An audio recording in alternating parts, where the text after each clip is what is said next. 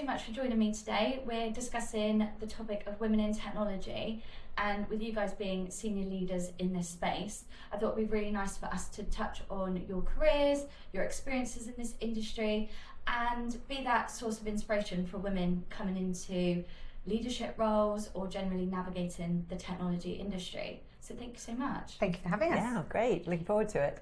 Let's start with, you guys have navigated this space really well. You've built successful careers in a male-dominated industry. And I'd like to know kind of what was your secret to success? What worked for you? Emily? So people often ask actually, like, how do you find it working in a male-dominated industry? Are there things that have got in your way or held you back? But I think for me, I've never like to see it like that. Like, I don't see myself as a victim because I'm a woman. I've never looked out for any biases, and I just assumed good intentions from everyone, which has meant that my career path is in my control. I'm not blaming anything else for not getting an opportunity, and I can work on the skills that I don't have or that I think I need to progress. So for me, it's just about looking for opportunities, using the opportunity of being a woman. You're just bringing a different perspective to the room than is already there. So I feel like it's great to be a woman in the tech industry, and there's lots of good things. So for myself, it's the same as Emily. I've worked very hard. I had my vision, so it was always about having my own vision. It was embracing the challenges. I think that was a big one for me. I have come across some challenges about being female in a male-dominated industry, but I've been very lucky. The founders at Chorus are so supportive, and they saw the importance of diversity, and have champions supporting me throughout the whole process. But I'd say the big thing is about having my vision and every time I'd see a challenge and something that I might find difficult or wasn't so confident in, it'd be really tackling that, and having those around me who I knew that I could ask questions of or would support me in the right way. Yeah. Finding the right place to work is really important, isn't it? Because if you don't have that support, then you're going to keep hitting barriers. Yeah, and there's some companies that you will come across where they're not supportive. They're not supportive of it, or they don't understand, or they're not willing to seek to understand the challenges that there can be. And appreciating that everybody's a little bit different. So overcoming that, but once you find the right industry and you know where you want to go, that was the main thing for me. Yeah, that's what I was going to say. Is from both of your answers, it seems like a supportive environment is the key, and it's really important to recognise that early on in your career, kind of what works for you, where do you flourish, and what are the people you need to surround yourself with. So that does sound like the main key. Another thing that came through actually in the way that you guys spoke is how you built your confidence over the years, but I can't imagine it's something that just came overnight, and it does seem that all too often women are told to be more confident, be bolder, be bigger, I guess to overcome being a woman in this space, and the minority. So do we feel that narrative needs to change? Is there something wrong with saying be more confident, or is that simply what we need to do? So I think telling people to be more confident doesn't make them more confident, and it can almost sort of make it worse, because you're just kind of highlighting a problem that is really difficult to overcome. So I think it's better to think about the actions you can take to accept that you feel less confident, but still put yourself forward. And I think there's I'm quite a logical thinker, so I often go back to like statistics or numbers around it. So for example, the statistic around applying for jobs. So men will apply for a job if they fit 70% of the criteria, whereas women will only apply if they fit 100% of the criteria. Well, if as a woman you know that information, you can hold yourself to account and say, well, if I hit 70% of this criteria, I'm going to go for the job, even though I don't feel 100% confident about it, because I know that's what my male peers will be doing. And I use that in other ways, just when I'm interacting with other people. If I'm with a colleague, my husband, for example, he's very confident in his own views, and I know that I might feel less confident about my memory of some facts, for example, but we're probably 50-50 like to be correct. So instead of just assuming that he's right because he's so confident about it, I'll like go back and fact check and have that discussion. So I think knowing that about the different confidence levels between men and women actually can help you challenge yourself and put yourself forward. And I don't think you can say to somebody, be more confident. You can't say be more confident. Okay, great, fantastic. I feel really confident now. I'm going to do it. You have to. Confidence comes with learning, knowing the facts, and we all present confidence in a really different way. I might feel confident and present it in one way. Your husband, like you say, comes across really confident. Another person might be very confident but come across in a different way and present it in a written format or a talking format. Everybody has their different ways of doing it. So yeah, I think that is a shame when people say be more confident or be more assertive or be louder, and it's not about that. It's about I think the best advice would be to learn, like you're saying, get the facts, prepare. You're about to go into something, prepare. If you're about to go into a board meeting or any meeting or an interview that you would, prepare what you're going to say, prepare what you're going to do. And when you've spent that time doing it, like you're saying with facts, naturally, internally, you will feel more confident because you've prepared and you've got some answers and some statistics. And often you'll do a better job because the more competent person will go into that meeting less prepared. Yeah. Because they don't feel they need to. Whereas you're over-prepared perhaps, but you'll actually probably nail the meeting. So it can actually play in your favour again. Yeah, that's so true. So the next thing that I wanted to talk about was around diversity, which is what we're talking about as a whole. But the industry at the moment is so caught up on being inclusive and being diverse. So I wanted to understand or have some advice on how you guys are doing it. So what are we doing at Ghyston and Chorus to break barriers? Yeah, it's a really interesting one, and it's so broad of how many different barriers you can break and how you go about it. And I think it comes back to we don't know what we don't know, and how are we going to know if we don't ask and we're not listening? It has to start there. There's a lot about hidden health of different conditions or different health things that people may have.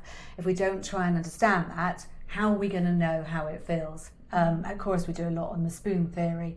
Which is an old NHS, it might not be old, but the NHS theory is saying what spoon number you're on, and if you're on a 1, you're struggling a bit and you're finding things hard. And at that point, it'd be like, do you know what? You don't have to talk about everything of what's wrong.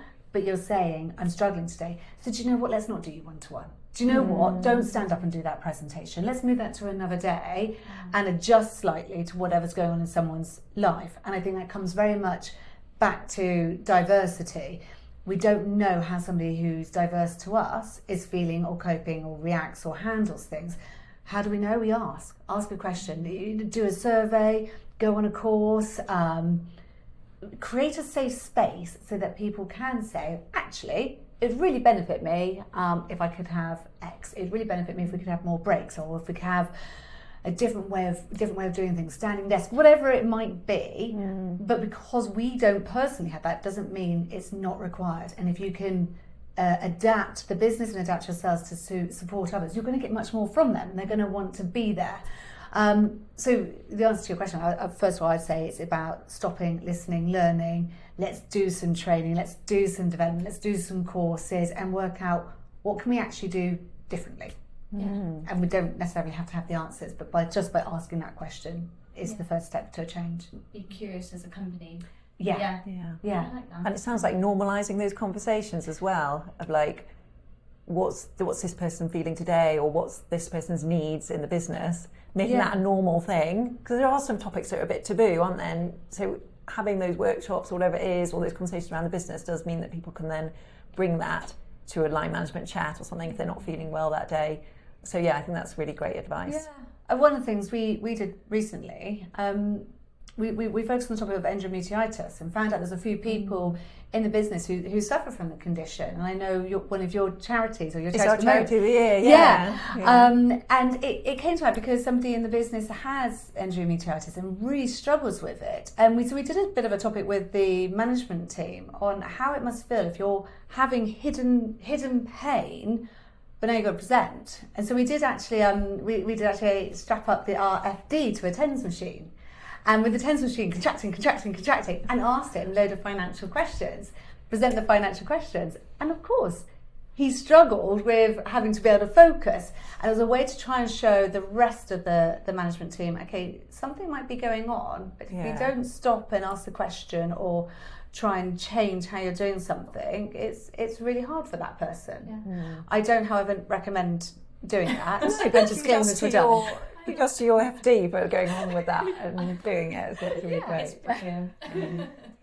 I think the other thing I would say is leading by example. So like that, like as a management team, the fact he took on that challenge, but or just through your working practices, demonstrate how you can do self-care or balance your home and work life. So, for example, in Ghyston, it's quite common for people to work part-time hours. I've always worked part-time hours in the CEO role, and other people in our leadership team have since started working part-time, or we promoted people up to the leadership team who work part-time hours, and just normalising that across the business so that people... Yeah. And we found a lot more dads have, dropped down to 4 days a week to take care of their children, or people for different reasons have started working 9-day fortnights and that sort of thing. So being really flexible on that and modelling it, I think, is really beneficial, so that people can follow suit. I think that's it. It's really normalising the language, and it is lovely. We're seeing a lot more of dads who are taking part of maternity leave is shorter and the paternity leave has been increased, and that stigma changing because they're seeing more and more people doing it is really nice. Yeah. And like you said, normalising the language that you mentioned, talking about women's menstrual cycles or menopause or whatever it might be. And we realised at Chorus that when we sort of did our focus group on the topic, we're like, well, we've got to, as leaders, start talking about these topics. And I personally struggled with it because I grew up in a world where you would never talk about your menstrual cycle or anything like that, and I'm like, okay, I've got to somehow talk about this one, and I found it really hard, but it was really important to do. And I realised when I just drop things in every now and then, other people did. And now you do find actually in the business people just talk really openly and comfortably, and people are more open and relaxed, and you will see women there who have got a hot water bottle or whatever else, because it's not such a stigma around it. But it does take a lot of effort, I think, from leadership teams to lead with that. Yeah, it's a conscious decision to go in that direction, isn't it? Yeah, I think it's really important to give people that safe space to be able to talk about things and normalise these conversations. We talk a lot on this podcast with guests around building psychological safety in the workplace, and it just kind of highlights that, doesn't it? Yeah. So one of the other things that I think, you guys tell me, in theory would help somebody getting into this space or starting out in their careers, arguably a mentor. So I wanted to know from you guys, what would make a good mentor, and how do you find them? Have you guys ever yourselves had one or been one? Yeah, I'd say having a mentor is key. It's really important to anybody to help give direction and focus. I would say when you're looking for a mentor, it doesn't have to be somebody who's in the same industry as you. Sometimes having somebody who is in a completely different industry is really good. When looking for a mentor, it's about finding somebody who you're comfortable with, you feel like you can go there and discuss anything, and you feel you're in that safe space to be able to do that. That's right. I think you want to be challenged, but know that you're learning and you're supported to learn. And you kind of, if you've got the right mentor, you'll look forward to seeing them, really, wouldn't you? So that's a good test. And you can open up to it. You don't want it to be a chore, right? No, I don't think so. I mean, it can be challenging, but you can still know that you're going to, if the time's going to be really valuable. I've never had like a formal mentor for a long period of time, but I think I've kind of collected people that I go and meet with, maybe. So actually, when I first started out in my role, I did have someone in the same industry, but I think at that point I was really looking to build my confidence. So it was really helpful for me to have another woman who led a tech company, who was further on in her career than me. And it wasn't really a formal mentoring relationship, but we just chatted about having similar problems, and she did give me some advice, and I found that really useful. But more recently, when I meet people like you, Nikki, who have similar challenges and maybe a similar outlook on how to kind of overcome them, I'll just arrange a coffee, we'll sort of have a peer mentoring relationship almost, and I think that can be really valuable as well. And that can just be people you meet when you're networking, or in your business maybe, but in a different department, you could meet and help each other. So I think you can find mentors in lots of different places. Because you do, it is, you know, when you meet somebody you feel very aligned with, and it is like Emily says, when we've met up, there's been things that we've talked about, I'm like, oh, I'm not alone, I'm not the only one. And there's experiences Emily's had or worked on that I might be struggling with, and vice versa. And I have every time left gone, yeah, I feel so much better for that. So there is that peer-to-peer mentor. And then there's, you know, you can actively go out and find a mentor. My only thing would be don't go looking for a mentor expecting that person to give you the answers. You know, you're looking for somebody to listen, ask you questions, challenge you, work with you, can give you some advice, but a mentor isn't going to be there to tell you what to do and how to do it. No, they hold you accountable, don't they? And they kind of play back what's already there in you, and observe and play back. I'm the same. I've recently gone down that route and explored getting a mentor myself, because kind of like you, Emily, throughout my career I've seen, and for me it's been females that I've wanted to latch to in this industry, because I'm also in a male dominated industry, and if I've seen a woman going and being successful, I find that quite inspiring. And I think, okay, how is she doing that well? What can I emulate?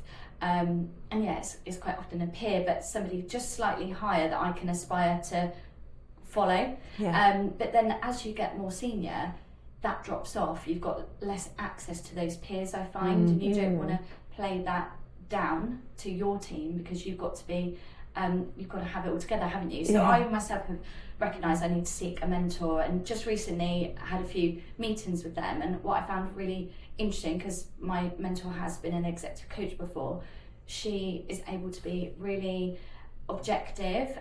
She doesn't put in her own opinions necessarily, she just asks very open questions and gives me that safe space to talk, and then plays back what I'm saying and analyses the way I'm saying it, my mannerisms, my confidence levels when I'm talking about certain subjects, and then holds me accountable for the things that I am deeming I'm passionate about or scared of, or whatever it might be.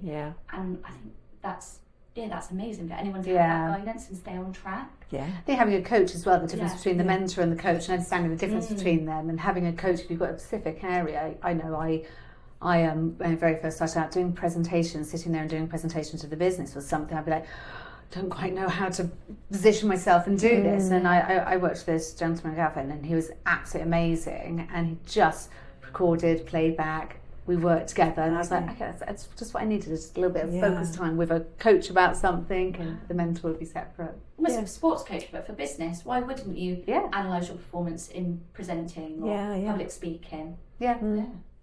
So going back to something we spoke about earlier around confidence, should we adapt the way we are? Should we keep telling people to be more confident, be more bold, be more assertive?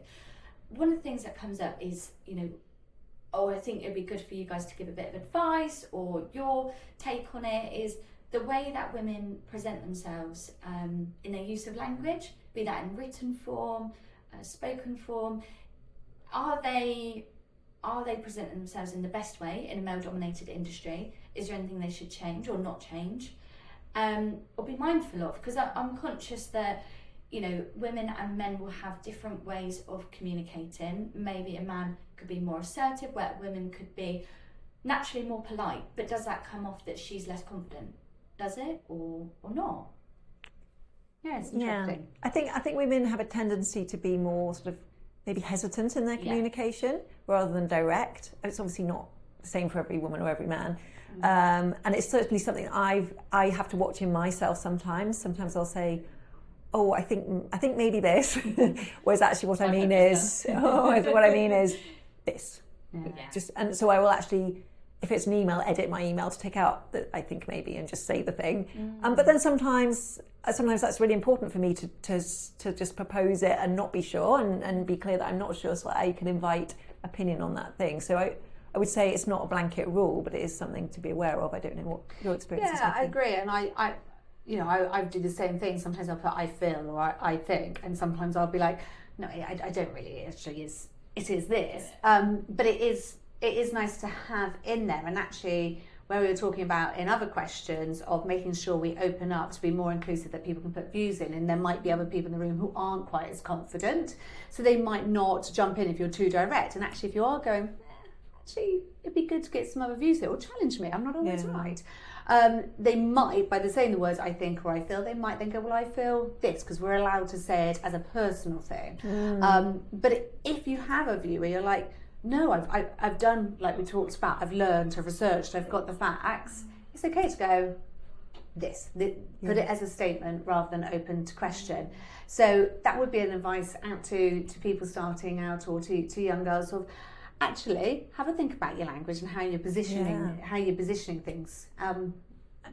So it opens it up to people. Definitely, and if you do feel strongly about something, it helps everyone else if you state it, because otherwise you'll end up in a situation where you're kind of putting something out there quite vaguely. They then think you're inviting their feedback. Then there's a whole load of conversations going to happen, and then you're going to end up saying, well, actually, it is the thing I thought. It's the thing I said in the first place. You kind of wasted everyone's time at it there.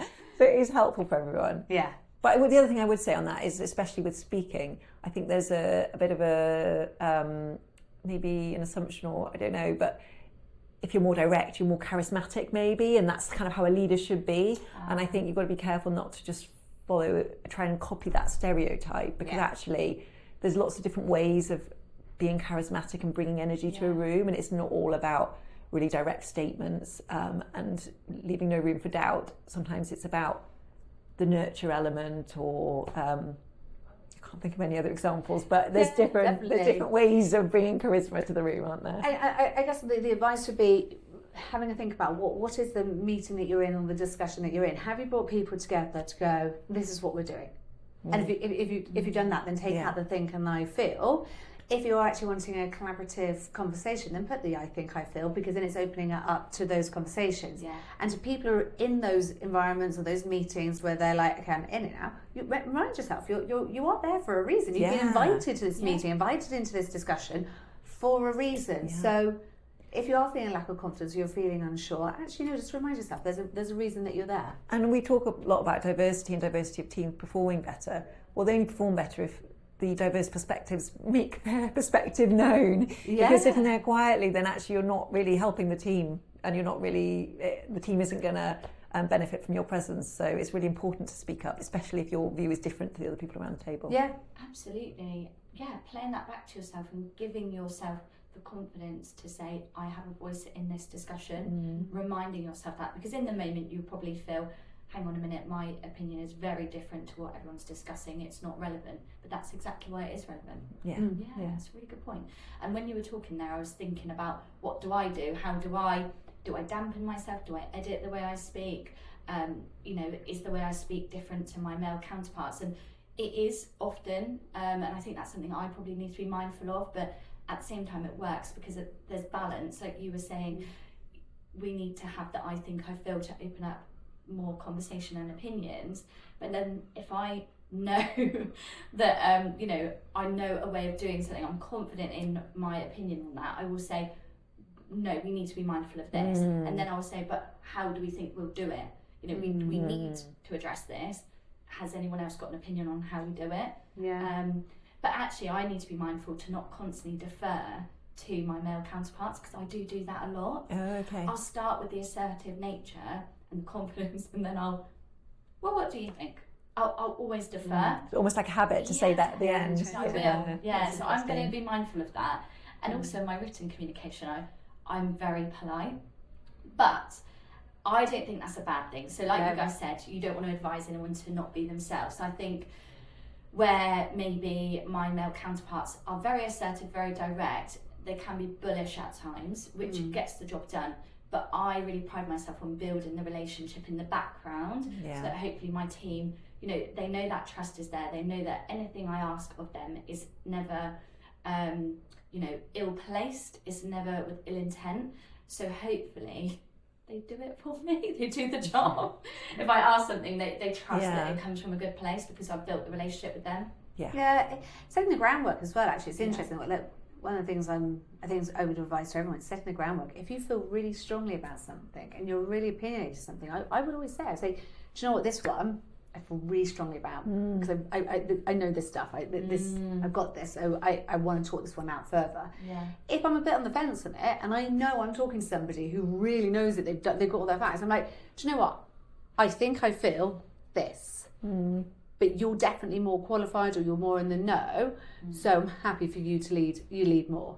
And hopefully that means you get the respect on the things you do feel strongly about, because it's not, you don't say that about everything. Yeah. So they're more likely to listen when you do say that. Oh, actually, Nikki feels really strongly about this one. We better work out why, rather than trying to challenge it immediately. Yeah. Love that. That is really, really valid. One piece of unfiltered advice you would give yourself? I think I would tell myself to deal with the stuff that I'm scared of, rather than try and avoid it and work around it. Because in the long run, if you're looking to grow your career and take opportunities that are in front of you, that stuff is going to come back, and it becomes in your mind a bigger barrier to deal with over time. So for me, it was public speaking, which wasn't just like speaking in front of like hundreds of people. I was scared of speaking in front of like more than 5 people at once. It would really just clam up, and it would just feel very uncomfortable. So I would just avoid it at all costs since really young age, and I kind of got away with it. So I thought, well, that's fine. But then actually, it wasn't really until I took on the leadership role here that. Even though my husband and I started the business together, I always got him to do the speaking. So it really was like, it almost stopped me from taking that next step up. And then it was a really hard thing to deal with, as well as trying to run a business and like overcome this massive fear. So I would say like deal with those things. So it's not always public speaking. There's other things. I know people in leadership teams who are really struggle with the numbers or maybe the finances of business. So just whatever it is that you kind of struggle with, try and just challenge yourself in small ways. Over time, it will improve, and you'll remove that potential barrier for the future. Yeah, that's really good advice, I think, because quite often we adapt and we say, well, I'm really good at this, and we say, I'll find someone that's better at that than me, and you always pass that task to somebody else, like you said with your husband. So then when you're in a position where you're excelled beyond having him as the like leaning post or the crutch, you need to do it on your own. So that's really good advice. Really, really is. Nikki, how about yourself? It's an interesting one, isn't it? One of the things I've really learned is knowledge is power. It sounds it's obvious, but I wish I had known that younger. Not to be afraid to ask questions. You know, the people who ask lots of questions are definitely the ones who go on to be much more successful, who are comfortable to allow to be a little bit vulnerable and go, I don't understand or I don't know. Asking questions, and the more knowledge that you get, the more further you go. So I would say knowledge is power. Ask questions, and also it's okay to ask. It's okay to ask for a pay increase. It's okay. It's okay to say I want a promotion, or where can I go? What do I do? Don't do it in a way to try and get more money, or obviously asking for pay increase to get more money, but not to do it in that you might get a no. Not in a threatening way. In a way of going, can I understand what the salary brackets are? Can I understand of what do I need to do to get to the next level? Am I at the right pay that I should be? And then if you want to go on to the next stage, what is it you want to do? And what are the opportunities, and how do you get there? What courses do you need to do? So I wish my younger self had known that just ask, be curious, and ask for what you want. Absolutely. I think that's right. Excellent advice, because your employer would actually appreciate that of you. They're never going to give a promotion or a pay rise to somebody just sat there.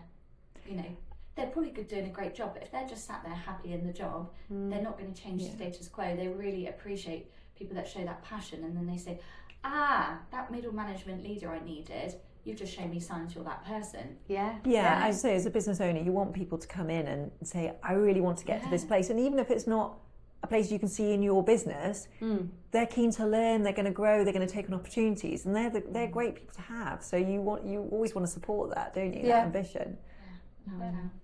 Well, thank you so much, guys. That's a lovely way to close out. I cannot thank you enough for coming on today. It's been a brilliant conversation, and hopefully we'll have you on again. It's been great. Thank you. Yeah, thanks very much.